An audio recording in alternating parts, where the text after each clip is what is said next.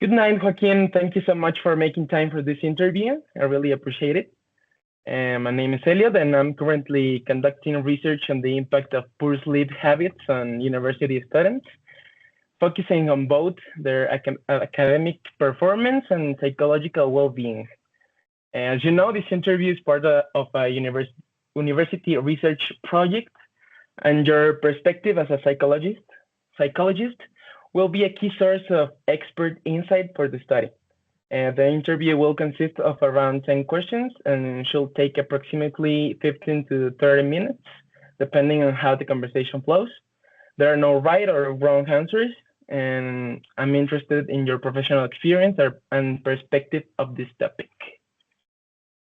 Okay, thanks a lot for having me here. And I'm really excited. Just a little correction. I'm not yet a psychologist. I'm currently a psychology student. However, I will do my best to answer these questions. Okay, thank you. So let's begin with the first question. From a psychological standpoint, how would you define poor sleep habits? And are there specific patterns you see most often in university students? Okay, so usually we define poor sleep habits as variable sleep schedules. And also it has to do with the time you get to sleep at night. Mm, when you're asleep, your body goes through different stages, and these stages are the uh, light sleep, deep sleep, and REM sleep.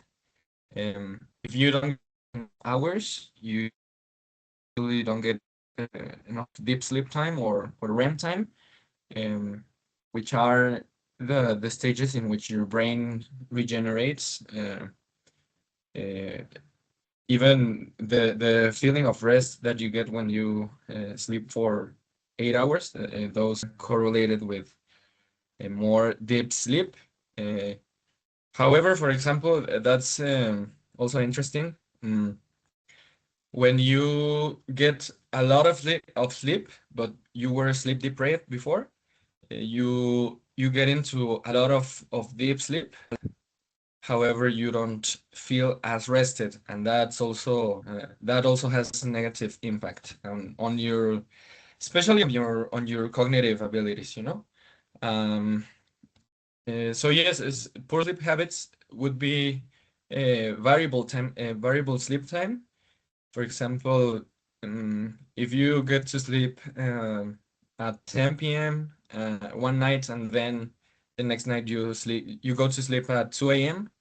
uh, and then you keep this pattern, that's more harmful than if you go to sleep, for example, at 1 a.m. every night. Your body kind of adjusts. At least that's the literature. I know that um, that usually if you get consistent sleep is more it's less damaging than if you get that variable schedule, even if you get more hours. I don't know if that was clear, but okay. Yeah, so you recommend like having the same schedule every day, even if it's more late the hour of the time you sleep. That would be like the first general suggestion. However, it's also you also have to take into account the circadian rhythm. So usually the best time to go to sleep is around 9, 10 p.m. because of the circadian rhythm. If you have enough sun exposure, your body should feel tired at like 10 p.m. So that's Okay. the ideal sleep pattern. Okay, thank you. So the second question is, in your clinical or research experience, how prevalent are sleep disorders or chronic sleep deprivation among university students compared to other age groups? Because we know that in university, we um, take in account some problems like hangouts, high academy load, and some other things that could affect more than in early ages in life. Yes, well, in university you get these young adults. I haven't really worked with young adults with this population. I have worked with mostly with kids and teenagers. However, we know that as a young adult, your body is still developing, your brain is still developing until you're about 25. So this you still have to get enough hours of sleep so you don't stop it, you know. Also, this is something um, that I have read that poor sleep quality is very highly correlated with dementia. So and with in general cognitive yeah, like cognitive loss, even in your younger adult years. So you do have to get enough sleep. Um, yes, as you mentioned, for example, the academic load, it's something to take into account because sometimes we have big projects or really difficult exams um, that you have to have this really good study habits, for example, in order to prevent having to cram all this content into the previous nights to an exam, for example. So you, well, this number validity of the same example. You, if you pull an all-nighter, you have to have like 3 days or 7 days of good sleep to compensate it. I don't really know about that, but what we know is that um, yes, the sleep deprivation is really bad. Okay. The third question is, what are the most common psychological and behavioral factors that lead university students to develop poor sleep habits? Stress, device use, that we know it's a really, well, it's really a problem right now with all the social media, TikTok, all these doom scrolling, or social norms. I think this question is correlated with the the question, yeah, that I already mentioned. So I don't know what do you think? Okay, for example, this we first have to know what sleep is.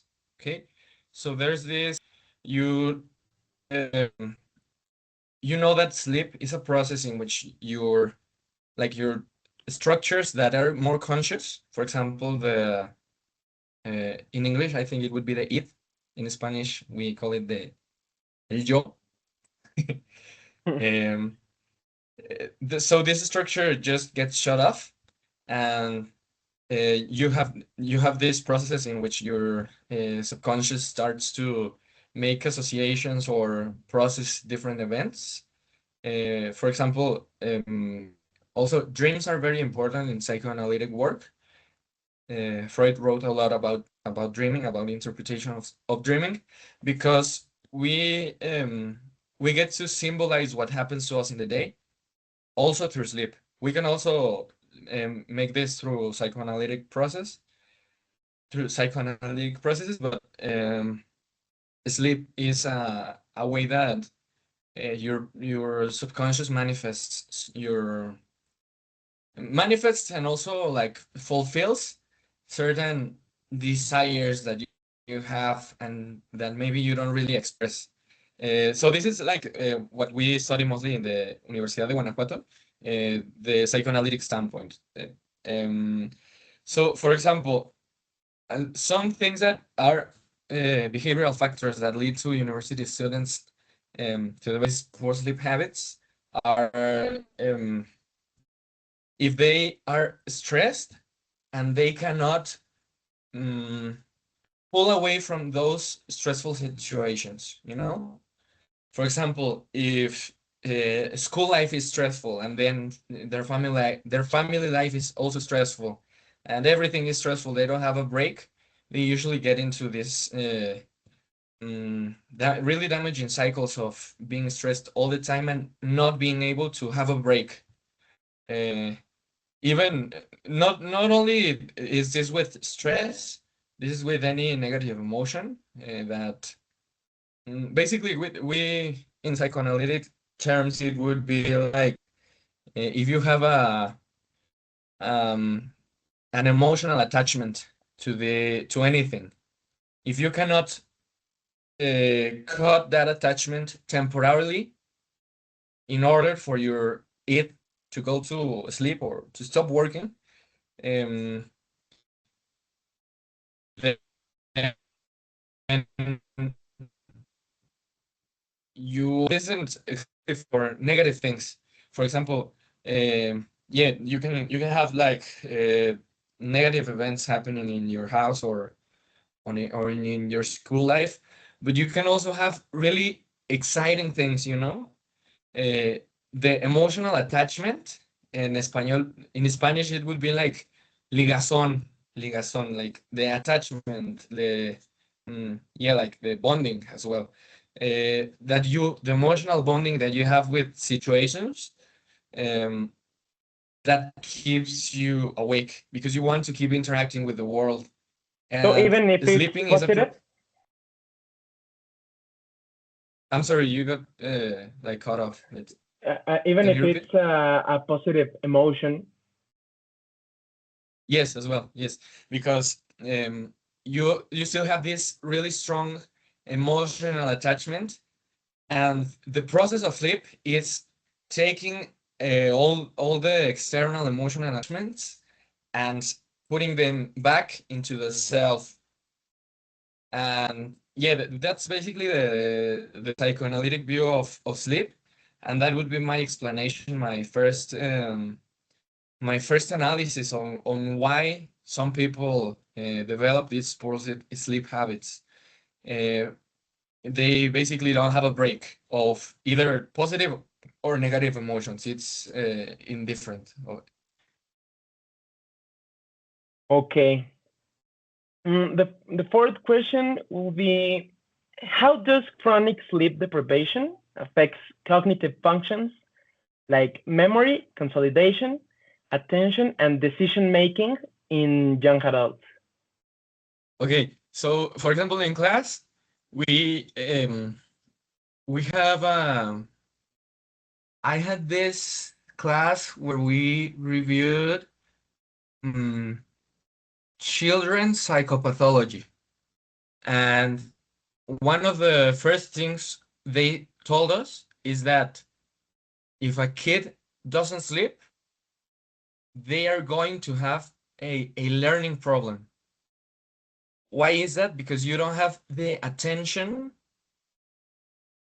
in order to learn. Because attention, it's just, well, you see a kid that doesn't learn, for example, right? Or that has these problems in school or even in socializing. But then you analyze why this is happening, and you see that, for example, they are getting 6 hours of sleep, um, when the parents should have them in bed for at least 10 hours, and they should be able to sleep for 8. So then, in school, they're not going to be able to pay attention, and they're not going to learn anything.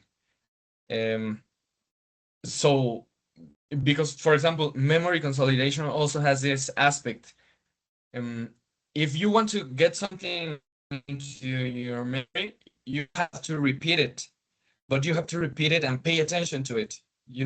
It's not.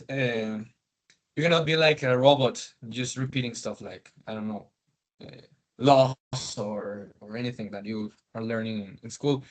You have to pay attention to what you're saying, and then, for example, decision making specifically in young adults is a tricky one because when you're in university, you start to get more freedom. So then you see a lot of people that, for example, mix sleep deprivation and alcohol, and I don't know, driving, for example.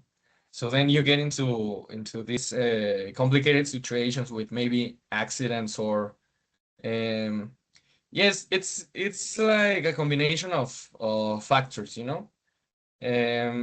You have to take everything into account in order uh, to really tell what is going to happen, you know. The Because cognitive functions they vary a lot. They also have to do with nutrition, with stimulation, both with early stimulation and with current day stimulation. You know, because if you don't use something, you're gonna lose it, especially with cognitive functions. And this is also very important when you're a young adult. Uh, you're at your cognitive peak, and then this is going to decline throughout your life. uh, but there are some things that never decline.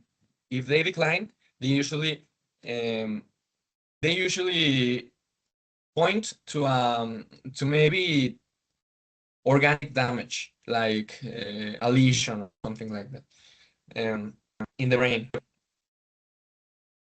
But for We lost the connection, but we're back.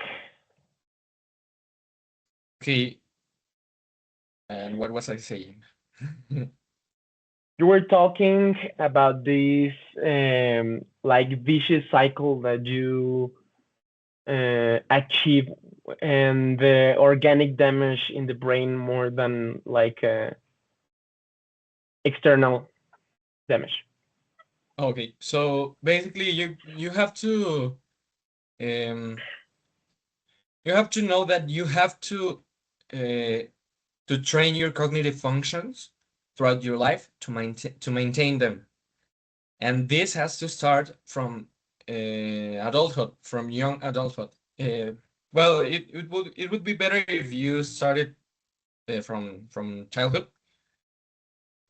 but when you're a young adult, it's a good thing to get your own habits on track, so you get to sustain this or maintain these functions, you know. Um, so yeah, chronic sleep deprivation is to how do you say this? It's known to reduce cognitive function by a wide margin, like 40% even. With really chronic sleep deprivation, sleeping like 4 or 5 hours a night, you get this loss. You get this loss. Okay. The next question will be: is there a bidirectional relationship between sleep deprivation and mental health issues? Meaning, can anxiety or depression also worsen sleep quality, creating a cycle? I know that we already talked a little bit about this vicious cycle that we can get, but more in like anxiety or depression that we know it's a common theme between this kind of age in young adults and adolescents also. So, what do you think about this problem? Mm, yeah, so anxiety and depression can they do affect sleep quality. However, I don't think they're really correlated. Mm, in that way that depression, for example, will always worsen sleep quality. However, sleep quality does affect depression, so Okay. it can worsen it, and it can especially worsen anxiety. If you don't have um, if you don't have this, well, for example, at an anatomical level, has to do with the central system. So you have the sympathetic and parasympathetic nervous system. If you are sleep deprived, you have already activated the sympathetic nervous system. That's these are the responses that had to do with reacting to the environment, that activate your body. So you have to get to sleep. Well, this has like two ways this can go. You have to get into the parasympathetic processes so you can get to sleep, but also you have to have good sleep so you can more easily get into this stage, these states. This also has to do with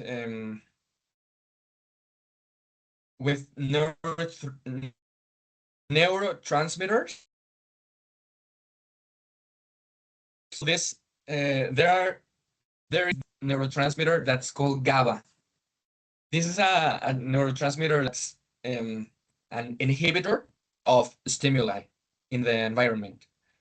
And this, you can get higher levels of GABA through nutrition, for example. Mm, and this can help both with anxiety and getting to sleep, and also even with depression, because you don't get that affected um, with negative emotions, for example. So you have to take a lot of things into account. Mm, you yes, I think that's it. Well, some questions were covered with other of your responses. So we're going to jump to what evidence-based strategies or therapeutic approaches do you recommend to help university students improve their sleep habits? Okay, so what I would recommend is that you think about why you're not sleeping, you cannot, well, at least in psychology, my perspective is that you cannot generalize as much as, for example, in medicine. You have to take the treatment case by case. So, for example, if you, for example, had some problem sleeping, I would ask you, why are you not sleeping? What in like this repeating what I said before about emotional attachment or emotional bonding with your environment. I would ask you, for example, what are you thinking about that doesn't allow you to sleep? Or maybe what are you feeling? Okay? Because, for example, if you have these negative events happening in your life, you have to develop the ability for yourself to uh, you have to develop the ability to give yourself a break from these negative emotions or for any emotion. um, and this has to do with how you are representing those emotions, because, for example, if you feel really happy and you never feel happy, then you maybe want to keep that emotion, and keep riding that wave, but that won't let you sleep well or develop habits. So um, you have to also be disciplined in your emotions, so you can get your, well, in again, in psychoanalysis, you have pleasure and displeasure. We think in those terms. So what you find pleasurable, you have to get in a consistent basis. You don't want to put uh, all your pleasure in one thing. We also call this like libidinal economy, or well, there's a lot of things that you can think about, but basically you can imagine this as emotional bonding again. So you have this quantity of emotion, and if you put everything into one thing, it's going to be very difficult for you to detach or yeah, detach from that thing. So for example, if you have a relationship, it may affect you a lot if something happens with that relationship. But if you distribute your pleasure from different places, if you get your pleasure from different places, it's going to be easier for you to live that, and to have more like frustration tolerance, or maybe like displeasure tolerance. You basically want to negotiate with yourself. So for example, if you feel really good right now and you don't want to go to sleep, you want to say, okay, what can I do tomorrow so I will feel good? And then with this kind of negotiation, you may be able to calm down. Also, if you have a negative emotion, for example, I don't know if you're experiencing grief or sadness, or I don't know, chronic stress. Uh, Again, you have to take every individual case um, as as it is. You cannot generalize. However, for example, stress. Okay, what is stressing me? Okay, work. What can I do so work is a little less stressful? Maybe I adjust so I get like half an hour or an hour less of overtime, or maybe what can I do in my commute so I get calmer. And then you have those strategies, and then you make this negotiation as well. Okay, I feel stressed. That's a thing for another day. I will be I will be calm for now. So that's what I would work with people. Also, working on their environment. For example, I have worked with children that children don't really control their environment, but their parents do. So in that case, you could think of yourself as a university student, as your own parent. So you are going to design what's your schedule around that. Also, well, the usual things, having um, good nutrition, good relationships, um, and also that could be a very problematic point for some people. So you want to work through that in maybe therapy, or by yourself. You can also do that. But you want to work on that and solve it, and also your hobbies, the things that give you pleasure, like I said. And yeah, I think those would be the things. Um, those would be the things that I would recommend.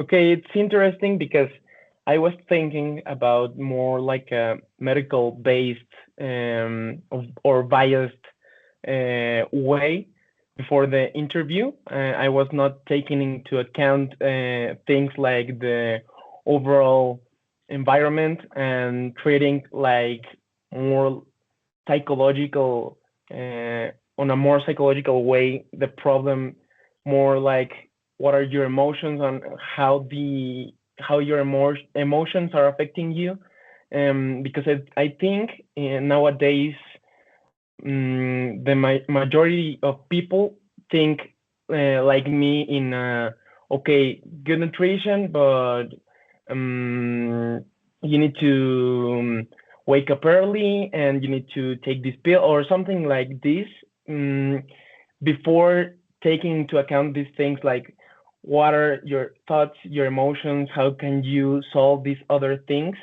how can you break these vicious cycles and have a good environment, relationships, and some other things that can affect more than common things in the medical research. So thank you for your time. I think it's all for my part. I don't know if you can, if you will want to add something more. I just would recommend that people look into psychoanalytic terms because they have been relegated, especially by the medical community. I get why, because our world has transitioned into a more uh, positivist or scientific way of thinking. However, we don't want to discard these processes that we, as like I said in my answers, we cannot generalize. For example, how something fits into your life is specific for each person. So yeah, and also if you have any problems like yes, if you can't really get through these things, you always want to consult a medical professional. Well, a professional, either a psychologist or doctor, or also every professional has their viewpoint. Um, so you have to keep looking for what fits your life. For example, there are people that will just get medicated and that's okay for them. However, if you want to solve that more through this kind of processes, you want to go with a psychologist, and that would be everything. Okay, thank you for your time, Joaquin. That's all for today, and I wish you the best. Okay, thanks a lot.